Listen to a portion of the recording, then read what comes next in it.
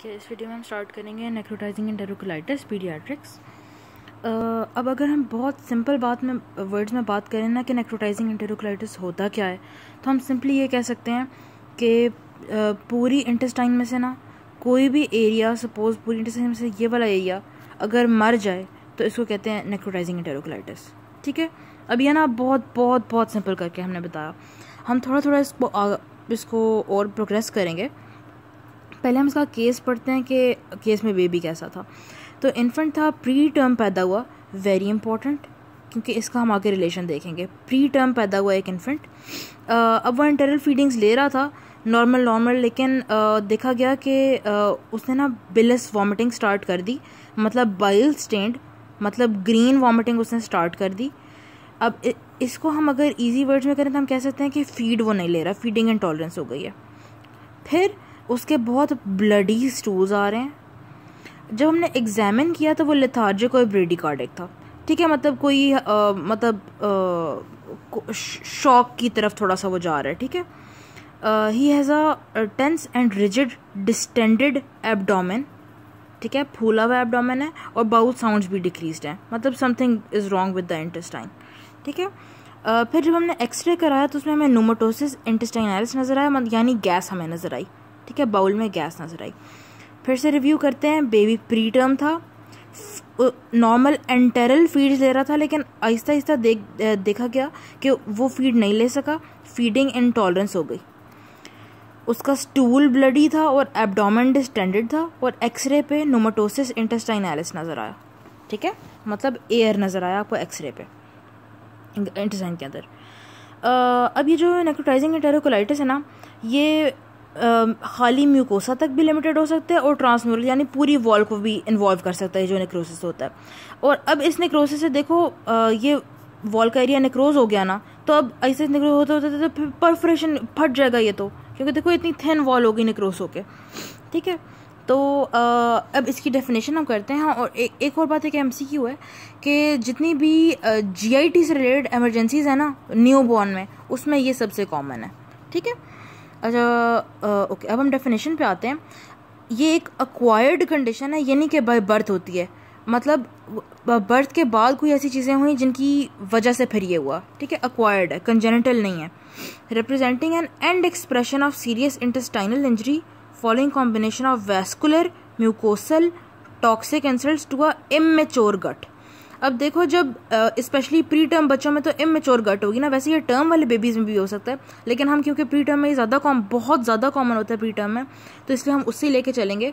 देखो, बिल्कुल जब बेबी पैदा होता है तो उसकी तो गट भी इतनी डेवलप नहीं होती ना, इमेच्योर सी होती है, तो वो ज़्यादा लायबल होती है कि उसको वैस्कुलर यानी इस्कीमिया वगैरह वाली इंजरी से, म्यूकोसल जैसे बैक्टीरियल इन्फेक्शन से हो जाएगा, और टॉक्सिक जैसे हम आगे जाके देखेंगे कि इवन ये जो एंटेरल फीड ले रहा होता है ये उसके लिए टॉक्सिक बन जाती है। ठीक है, वो एक टॉक्सिक के तौर पे काम करती है, एक टॉक्सिन के तौर पे। ठीक है, तो अक्वायर्ड कंडीशन है इंटेस्टाइन की, उसमें सीरियस इंटेस्टाइनल इंजरी होती है वैस्कुलर, म्यूकोसल और टॉक्सिक रीजंस की वजह से।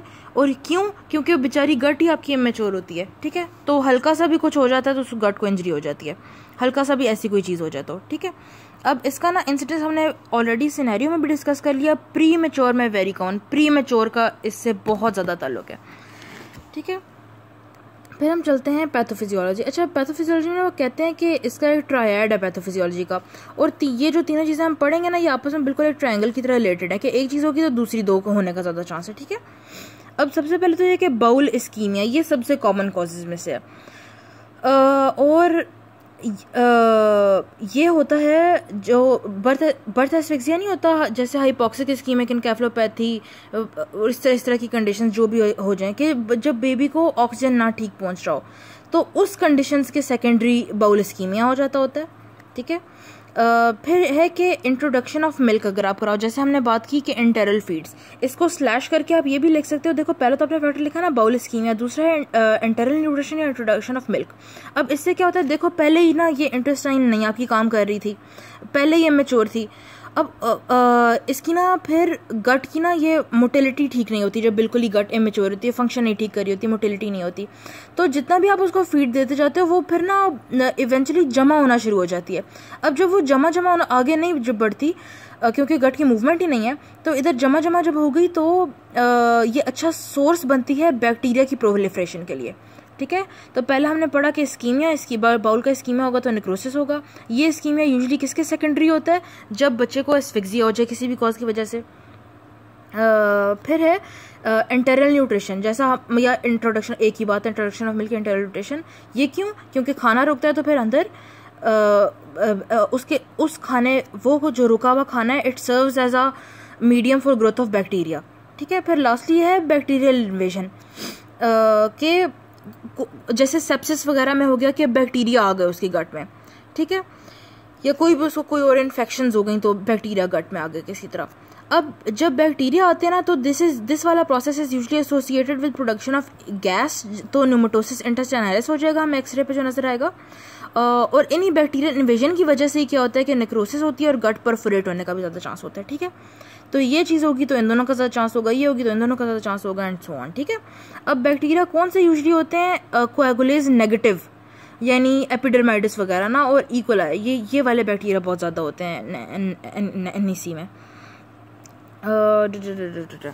थोड़ी सी ये मैंने बातें लिखी हुई हैं कि बैक्टीरियल इन्वेजन क्यों होती है। हमने बात की थी कि इमेच्योर गट होती है तो उसका देखो बैरियर नहीं ठीक होता, ये जो इंटेस्टाइन की वॉल है ना, ये बैरियर नहीं ठीक बना होता, मतलब उसकी बंदे का इम्यूनिटी का बैरियर नहीं ठीक बना होता। ठीक है, गट के ऊपर मायनी IgA की भी इमेच्योरिटी होती है, IgA नहीं ठीक, उसमें अभी आई होती बंदे को बचाने के लिए।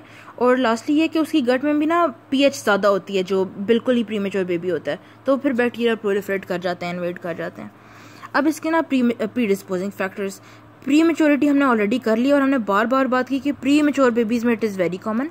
क्यों, क्योंकि एक तो ये तो देखो गैस्ट्रोइंटेस्टाइनल इमेच्योरिटी होती है, इम्यून सिस्टम हमने बात किया कि उसका वीक होता है, इमेच्योर होता है, वीक तो नहीं इमेच्योर होता है। और फिर सर्कुलेट जो उसका ब्लड सप्लाई होता है ना गट का, वो भी उसने लिखा हुआ है इमेच्योरिटी होती है उसकी, लेकिन इसकी ना कहीं और बात नहीं आई।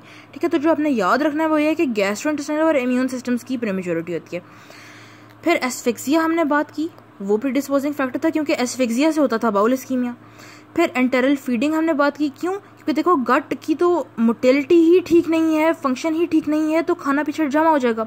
जब खाना पीछे जमा होगा उसके अंदर बैक्टीरिया प्रोलिफरेट करेंगे। हाँ ठीक है, फिर अब फीडिंग से ही दो पॉइंट्स आगे रिलेटेड हैं। एक है कि अगर आप जो उसको फॉर्मूला दे रहे हो वो हाइपर ऑस्मोलर है तब भी म्यूकोसा की डैमेज हो जाए, म्यूकोसा की डैमेज होगी तो बैक्टीरियल इन्वेजन होगी। फिर एंटेरल फीडिंग का एक और थोड़ा सा है कि अगर आप उसको बहुत अब देखो बेबी की गट इमेच्योर है, अभी सही डेवलप मतलब अभी उसका सही इम्यूनिटी के बैरियर शहरी नहीं बने, गट इतनी मेच्योर नहीं हुई अभी तक, तो आप उसको खिलाते जाओ आप उसको फीड देते जाओ, तो देखो वो तो नहीं हैंडल कर सकेगी ना, तो खाना वही जमा होता जाएगा। तो ये अगर आप उसको बहुत जल्दी बहुत ज़्यादा खाना देते जा रहे हो तो rapid advancement of feeding volume देते जाओगे तो ये वाला सीन होगा। ठीक है, जो ऑलरेडी हमने इसमें पैथोफिजियोलॉजी में डिस्कस किया। फिर है कि पॉलीसाइथीमिया और हाइपरविस्कोसिटी सिंड्रोम। अब देखो जब ब्लड बहुत ज़्यादा है, बहुत विस्कस होगा और बहुत ज़्यादा होगा अमाउंट में, तो देखो इतनी सी वैसे है, ठीक है। अब ये बहुत विस्कस गाढ़ा खून हो गया, तो ये क्या आसानी से फ्लो करके गुजरेगा? नहीं ना, देखो रेजिस्टेंस आएगी ना, तो जितना ज़्यादा विस्कोसिटी होगी उतनी ज़्यादा रेजिस्टेंस होगी, तो उतना कम फ्लो होगा तो इस्कीमिया की तरफ लीड करेगा। तो पॉलीसाइथीमिया एंड हाइपरविस्कोसिटी सिंड्रोम्स।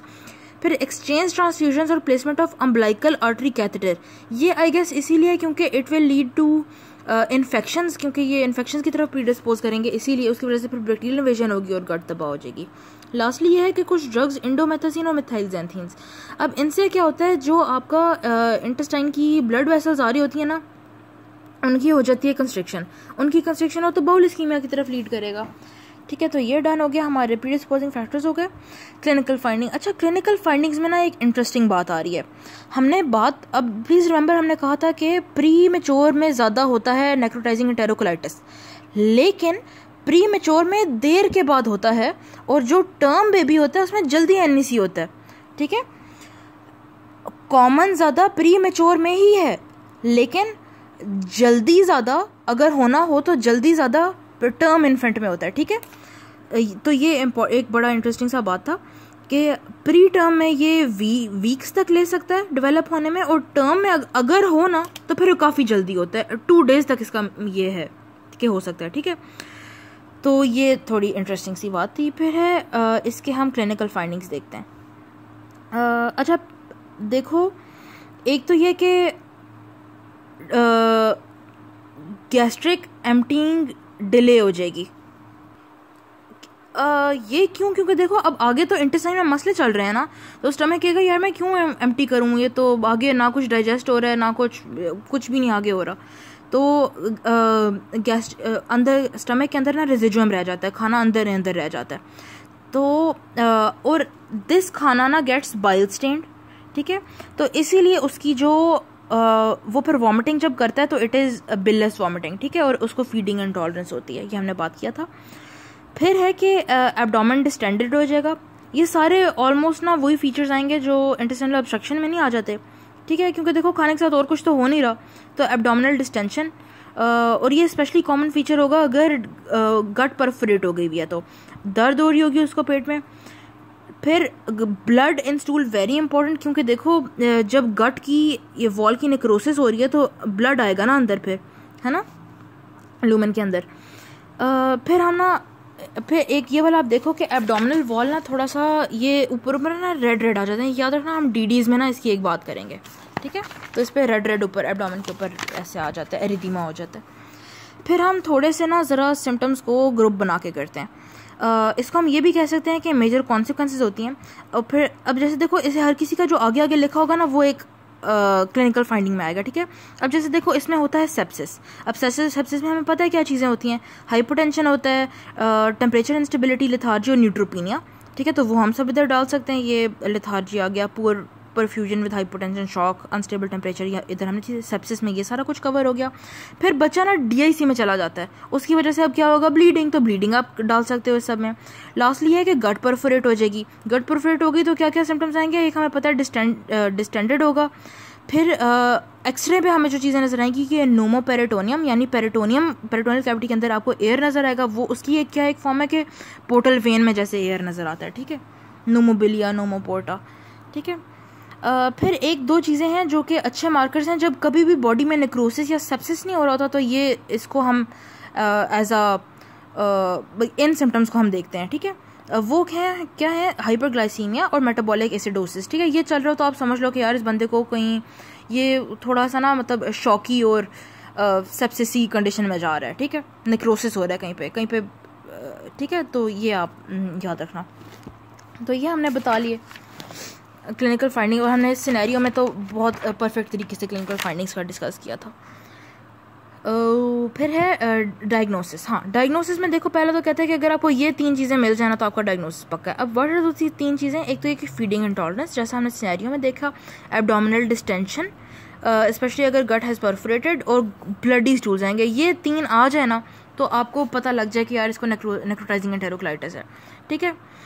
और ये ना बिल्कुल फ्रेश ब्लड आता है, ठीक है, क्योंकि वो ब्लड डायरेक्टली इंटेस्टाइन से लीक होकर लूमन में आ रहा होता है, ठीक है। क्योंकि लोअर जो GIT है उसमें फ्रेश ब्लड आता है, लोअर GIT ब्लीड में।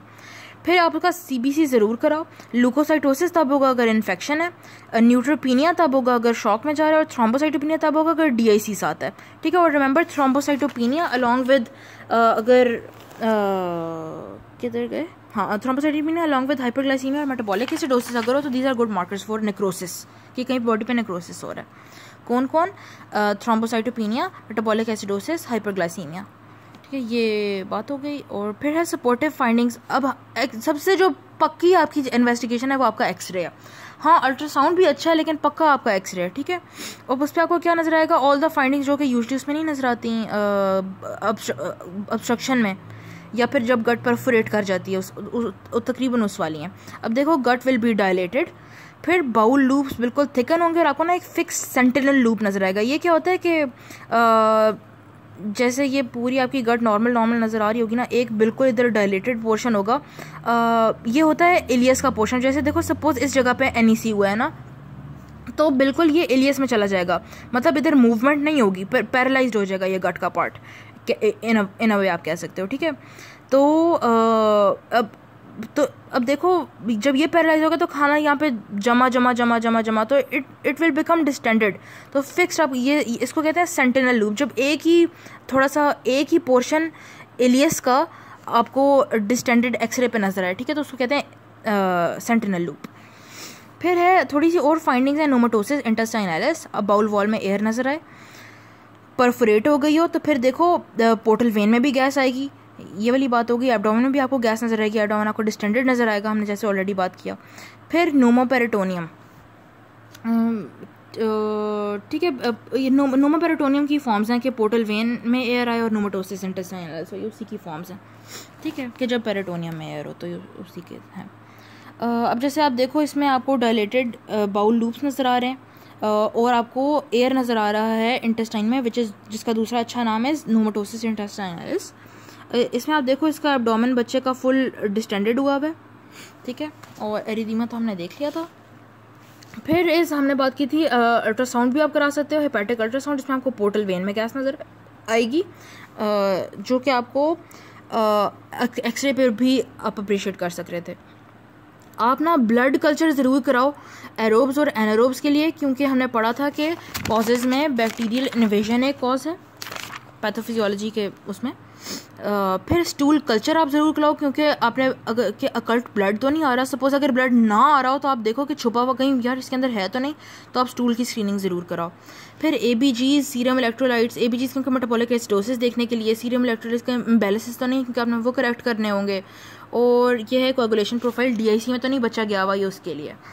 फिर अब देखो इसको ना थोड़ा एक और हेडिंग बना के भी कह सकते हो कि सेप्सिस का कल्चर ज़रूर कराना है, क्योंकि सेप्सिस ना इसके DDs में बहुत इंपॉर्टेंट है, क्योंकि हमने हर जगह बात की थी कि ये जो मार्कर्स नहीं थे थ्रोम्बोसाइटोपेनिया, मेटाबॉलिक एसिडोसिस और हाइपरग्लाइसीमिया, या कहीं पे अगर नेक्रोसिस है, सेप्सिस है तो इसके मार्कर्स हैं। तो देखो सेप्सिस के भी ये एक हम क्या रफ सी हिंट है ना कि सेप्सिस भी है, तो इस डिफरेंशियल्स में ये बहुत एक इंपॉर्टेंट डिफरेंशियल है। तो अब सेप्सिस कल्चर मैंने पता नहीं क्यों लिखा हुआ है, सेप्सिस स्क्रीन है ये।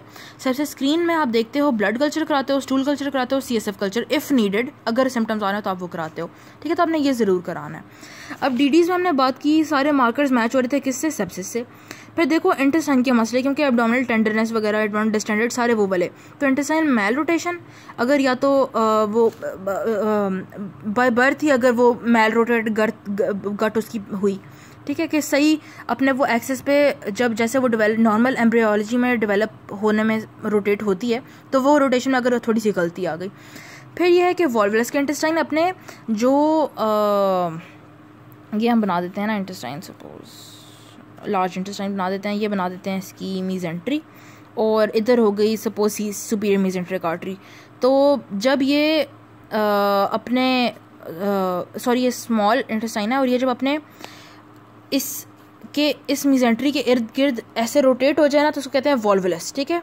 तो देखो इधर अब ये जो सुपीरियर मीजेंट्रिक आर्टरी थी, ये तो अब जब ये गट मुड़ी तो ये तो दब गई ना, तो इसका ब्लड सप्लाई कॉम्प्रोमाइज़ हो गया, ठीक है, तो ये होती है वॉल्वुलस, ठीक है, ये बस एक एग्जांपल थी वॉल्वुलस की। फिर ऑम्फोलाइटिस के अगर उसकी ये जो अम्बलाइकल स्टम्प है ये इन्फेक्शन हो जाए इसका। फिर हर्शस्प्रांग्स डिजीज़, फिर रोटा वायरस में भी ऐसा ही ब्लडी स्टूल आता है। काउ मिल्क प्रोटीन एलर्जी के भी यही सिम्टम्स होंगे। और अगर स्पॉन्टेनियसली गट परफोरेट हो गई है, अब इसमें ये फ़र्क होगा कि देखो NAC में तो ये होता है ना कि ब्लू रेडिश एरिथीमा होता है, रेडिश डिस्कलरेशन होती है। स्पॉन्टेनियस परफोरेशन में ना ब्लूइश डिस्कलरेशन होगी, रेड नहीं होगी। अब लास्टली ये क्या मैनेजमेंट का ना ये सीन है कि अगर हो गया ना तो आप उसको रिवर्स नहीं करा सकते हो, ठीक है। इसका कोई एग्जैक्ट ट्रीटमेंट नहीं है, बस सपोर्टिव ट्रीटमेंट ही है। तो अब सबसे पहले तो ये कि आपने बहुत जल्दी करना है, क्योंकि बड़ी डेंजरस कंडीशन है, नियोनेटल इमरजेंसी है ये एक, तो आपने बहुत जल्दी ट्रीटमेंट स्टार्ट करना है। फिर यही बात होगी कि सिर्फ सपोर्टिव ट्रीटमेंट है, NAC की बाय इटसेल्फ कोई ट्रीटमेंट नहीं है। अब सपोर्टिव ट्रीटमेंट में आप क्या क्या करोगे? सपोर्टिव आप क्यों करोगे कि यार फर्दर अब इंजरी ना हो जाए गट को, अगर एक सेगमेंट इन्वॉल्व है तो पूरी ना इन्वॉल्व हो जाए, आपने वो रोकनी है। अब how will you do that? आप सबसे पहले तो अगर इंटरनल फीडिंग दे रहे हो यार, आप वो स्टॉप कराओ। आप उसको एज मच एज 2 वीक्स के लिए भी TPN रख सकते हो, ठीक है, कि आप उसको सिर्फ वेन से न्यूट्रिशन दो, आप उसको मुँह से मत दो।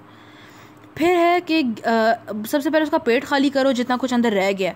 क्योंकि हमने बात की थी कि गैस्ट्रिक रेजिजुअम अंदर रह जाता है, तो आप नेज़ोगैस्ट्रिक ट्यूब से ना आप वो नेज़ोगैस्ट्रिक एस्पिरेशन से वो एम्प्टी करो। फिर इज़ कि आप उसको आईवी फ्लूइड्स दो, आप उसको ब्लड दो इफ़ नीडेड। आपने उसकी इनपुट आउटपुट ज़रूर मॉनिटर करते रहना है यूरिन का। फिर उसको जो भी एबनॉर्मलिटीज़ हैं हेमाटोलॉजिकल, मेटाबॉलिक, इलेक्ट्रोलाइट वाली, जो कुछ भी आपने उनको ठीक करना है। ये इधर से ही बात रिलेटेड हो गई।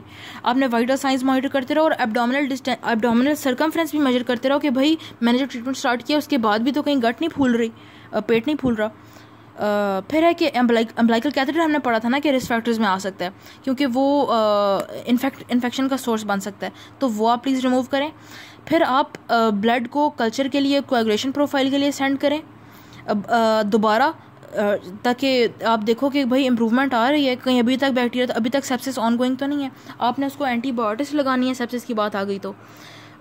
फिर आपने साथ साथ, अब देखो डिसऑर्डर्स में हमने बात की थी कि डीआईसी में बचा जा सकता है, तो आपने उसको ट्रीट करो। लास्टली ये है कि जो नेक्रोसिस का अगर कुछ ठीक हो ही ना रहा होना, और अगर इंटेस्टाइन परफोरेट भी हो गई हो, फिर कंडीशन डिटीरियोरेट होती जाए, तो फिर आप ये करते हो कि जो ये रीना इंटेस्टाइन ऐसे बना लेते हैं, सिर्फ ये वाला सेगमेंट ना नेक्रोसिस वाला है, तो आप इस सेगमेंट को रिसेक्ट कर दो, ठीक है, और आप इसको जोड़ दो, सही वाले को इसको रिसेट कर दो। तो सर्जिकल रिसेक्शन आप करो। प्रिवेंशन इज सिंपली बाय कि इनमें ये देखा कि जो इन्फेंट्स ब्रेस्ट फेड थे ना, उनमें रिस्क नहीं होता था इतना ज़्यादा, ठीक है। तो ये हो गया हमारा NEC।